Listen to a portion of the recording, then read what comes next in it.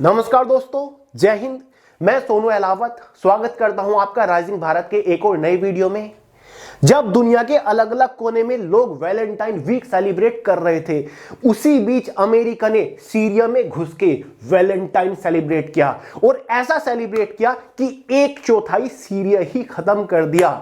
3 फरवरी से लेकर 14 फरवरी तक लगातार 10 से 11 दिन तक अमेरिका ने सीरिया के ऊपर भयंकर बमबारी करी, जिसमें सीरिया का जो आईएसआई यानी कि इस्लामिक स्टेट जो आतंकी संगठन है, उसके 70 से ज्यादा ठिकाने मिट्टी में मिला दिए, उड़ा दिए, निस्तानाबूद कर दिए और 50 से ज्यादा आतंकवादियों को ढेर कर डाला।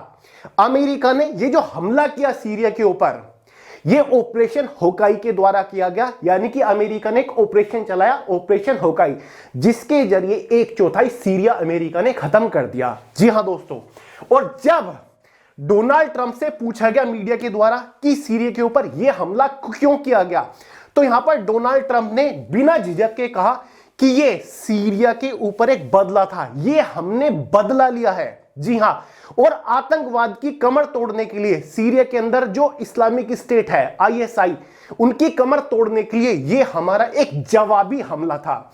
गाइस, इस हमले में 70 से ज्यादा आतंकी ठिकाने तो उड़ाई दिए अमेरिका ने, साथ ही 50 से ज्यादा आतंकवादियों को भी ढेर किया, साथ ही आतंकियों के जो हथियारों के गोदाम थे, साथ ही कम्युनिकेशन सेंटर्स थे उनके, साथ ही लॉजिस्टिक थे, उन सभी को मिट्टी में मिला दिया, उन सभी को देखते ही देखते ढेर कर दिया अमेरिका ने।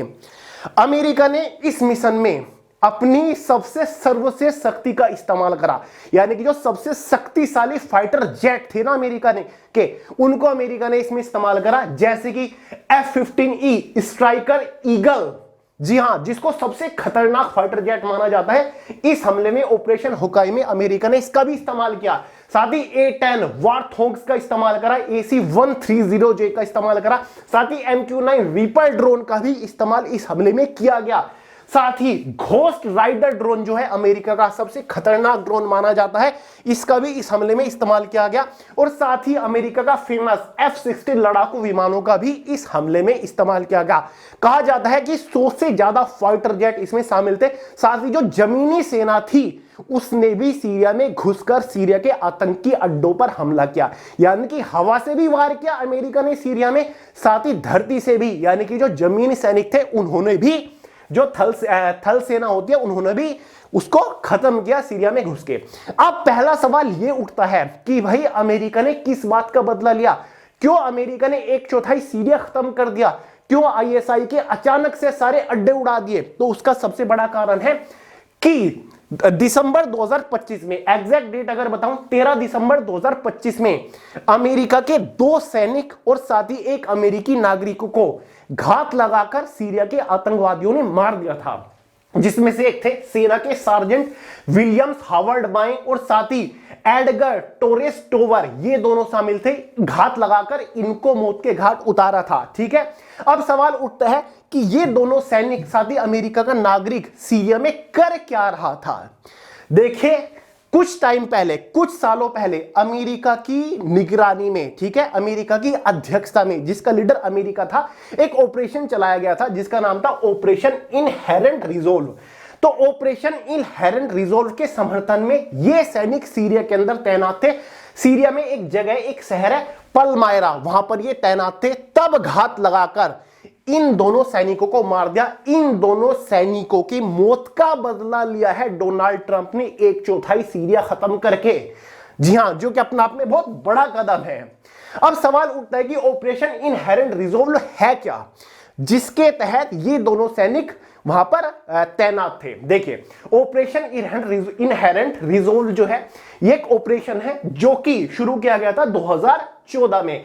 और ये जो अभियान है, ये एक ऑपरेशन है जो कि अमेरिका के द्वारा ही शुरू किया गया था। हालांकि कई और देश भी इसमें शामिल है, जैसे कि फ्रांस भी इसमें शामिल है, ठीक है, कुछ और पड़ोसी देश भी शामिल है, जो कि इराक की, ठीक है, सेना को ट्रेनिंग देते हैं, वायु सेना को ट्रेनिंग देता है, ठीक है, या फिर थल सेना को ट्रेनिंग देते हैं कि कैसे इराक के अंदर या फिर जो सीरिया के अंदर आतंकी संगठन है, आतंकवादी है, उनको कैसे खत्म किया जा सके, एक तरीके से उनको ट्रेनिंग दी जाती है। देखिए, ऑपरेशन इनहेरेंट रिजोल्व, जिसको शॉर्ट में OIR कहा जाता है, इराक और सीरिया में आतंकवादी समूह इस्लामिक स्टेट ISIS के खिलाफ अमेरिका नेतृत्व में चल रहा एक सैन्य अभियान है जो अगस्त 2014 में शुरू हुआ। यह मुख्य रूप से हवाई हमलों, जमीनी सलाह और स्थानीय सहयोग जैसे कुर्द और इराकी बल को प्रशिक्षण देकर ISIS को हराने और नष्ट करने का अभियान था। ठीक है, तो इस अभियान के तहत इस अभियान को